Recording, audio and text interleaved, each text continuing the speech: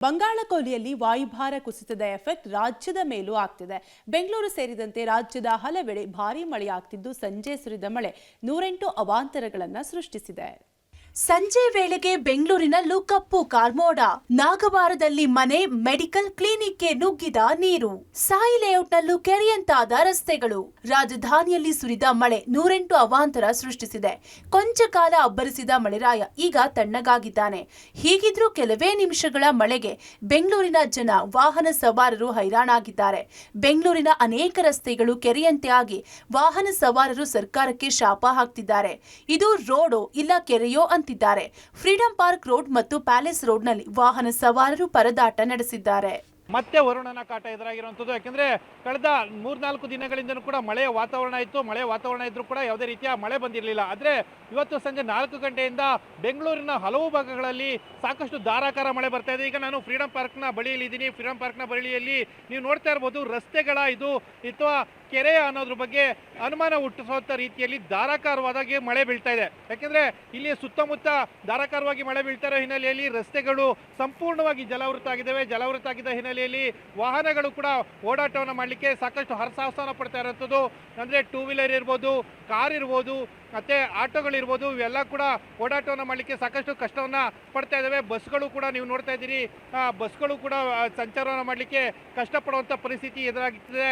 ಅಂದರೆ ಸಣ್ಣ ವೆಹಿಕಲ್ಗಳೇನಿತ್ತು ಅದರಲ್ಲೂ ಕೂಡ ಈಗ ಏನು 2 ವೀಲರ್ ಬರ್ತಾ ಇದೆ. 2 ವೀಲರ್ನ ದೃಶ್ಯಾವಳಿಗಳು ನೋಡ್ತಾ ಇದ್ದೀರಿ.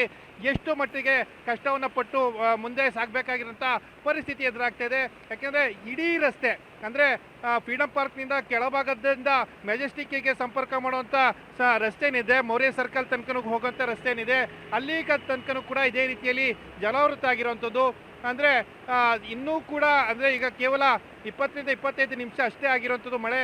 ಆ 15-20 ನಿಮಿಷಕ್ಕೆ ಇಷ್ಟು ದೊಡ್ಡ ಪ್ರಮಾಣದಲ್ಲಿ ಬೆಂಗಳೂರಿನ ರಸ್ತೆಗಳು ನೀರಿನಲ್ಲಿ ಮುಚ್ಚಿ ಹೋಗಿದೆ. ಅಂದರೆ ಇವತ್ತಿನ ಅದೃಷ್ಟ ಏನಂದರೆ ಅಷ್ಟು ದೊಡ್ಡ ಮಟ್ಟದ ಬಿರುಗಾಳಿ ಬರುವಂಥದ್ದಾಗಲಿ, ಅದರಿಂದ ಮರ ಕೊಂಬೆಗಳು ಬೀಳುವಂಥದ್ದಾಗಲಿ ಯಾವುದೇ ರೀತಿಯ ತೊಂದರೆಗಳು ಸಾರ್ವಜನಿಕರಿಗೆ ಆಗ್ತಾ ಇಲ್ಲ. ಸಾಯಿ ಲೇಔಟ್ನಲ್ಲಿ ಮಳೆ ಅವಾಂತರ. ನಂದಿನಿ ಲೇಔಟ್ನಲ್ಲಿ ಕಾರಿನ ಮೇಲೆ ಬಿದ್ದ ಮರ. ಇದು ಸಿಟಿ ಸೆಂಟರ್ ರಸ್ತೆ ಪರಿಸ್ಥಿತಿ ಆಗಿದ್ರೆ ಸಾಯಿ ಲೇಔಟ್ನಲ್ಲೂ ಮಳೆ ನೀರು ನುಗ್ಗಿದೆ.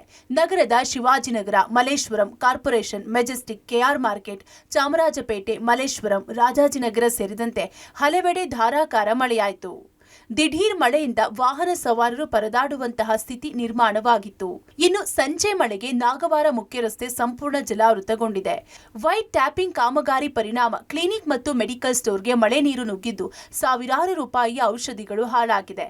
ಇದರ ಜೊತೆಗೆ ಮನೆಗಳಿಗೂ ಮೋರಿ ನೀರು ನುಗ್ಗಿದ್ದು ಮನೆಯವರು ಜಾಗರಣೆ ಮಾಡುವಂತೆ ಆಗಿದೆ. ನಂದಿನಿ ಲೇಔಟ್ನಲ್ಲಿ ಕಾರಿನ ಮೇಲೆ ಮರವೊಂದು ಬಿದ್ದಿದ್ದು ರಸ್ತೆ ಬಂದಾಗಿದೆ. ಹೊರಮಾವು ಬಳಿ ಅಪಾರ್ಟ್ಮೆಂಟ್ ಜಲಾವೃತ. ಮಳೆಗೆ ಅಪಾರ್ಟ್ಮೆಂಟ್ ಕಾಂಪೌಂಡ್ ಗೋಡೆ ಕುಸಿತ. ಬೆಂಗಳೂರಿನ ಕೆಆರ್ಪುರಂ ಸಮೀಪದ ಹೊರಮಾವು ಬಳಿ ಮಳೆಗೆ ಅಪಾರ್ಟ್ಮೆಂಟ್ ಜಲಾವೃತಗೊಂಡಿದೆ. ಹೊರಮಾವಿನಲ್ಲಿ ಮಳೆಯಿಂದ ನಿವಾಸಿಗಳು ಪರದಾಡ್ತಿದ್ದು 3 ಅಡಿಗೂ ಹೆಚ್ಚು ನೀರು ನಿಂತಿದೆ. ತುರ್ತು ಸೇವೆ ಇಲ್ಲದೆ ನಿವಾಸಿಗಳು ಹೈರಾಣಾಗಿದ್ದಾರೆ. ಈ ಮಧ್ಯೆ ಅಪಾರ್ಟ್ಮೆಂಟ್ ಕಾಂಪೌಂಡ್ ಗೋಡೆ ಕುಸಿತವಾಗಿದೆ. ಇನ್ನೊಂದೆಡೆ ಮಳೆಗೆ ರಸ್ತೆ ಕಾಣದೆ ನಾಗರಬಾವಿ ಸರ್ಕಲ್ ಬಳಿ ಗೂಡ್ಸ್ ಆಟೋವೊಂದು ಚಾಲಕನ ನಿಯಂತ್ರಣ ತಪ್ಪಿ ಡಿವೈಡರ್ಗೆ ಡಿಕ್ಕಿ ಹೊಡೆದಿದೆ.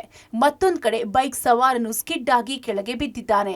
ಅದೃಷ್ಟವಶಾತ್ ಯಾವುದೇ ಪ್ರಾಣಹಾನಿ ಸಂಭವಿಸಿಲ್ಲ. ಬೆಂಗಳೂರಿನಲ್ಲಿ ಸುರಿದ ಬರೀ ಅರ್ಧ ಗಂಟೆ ಮಳೆ ಇಷ್ಟೆಲ್ಲ ಅವಾಂತರ ಸೃಷ್ಟಿಸಿದ್ದು ಇದಕ್ಕೆಲ್ಲ ಜಿಬಿಎ ಅದ್ಯಾವ ರೀತಿ ಕ್ರಮ ತೆಗೆದುಕೊಳ್ಳುತ್ತೋ ಗೊತ್ತಿಲ್ಲ. ಮುಂಗಾರು ಪೂರ್ವದಲ್ಲಿ ಪರಿಸ್ಥಿತಿ ಹೀಗಾದ್ರೆ ಮಳೆಗಾಲವನ್ನ ಬೆಂಗಳೂರು ಮಂದಿ ಅದು ಹೇಗೆ ಎದುರಿಸಬೇಕೋ ಏನೋ. Maruti Bellur, public TV, Bengaluru.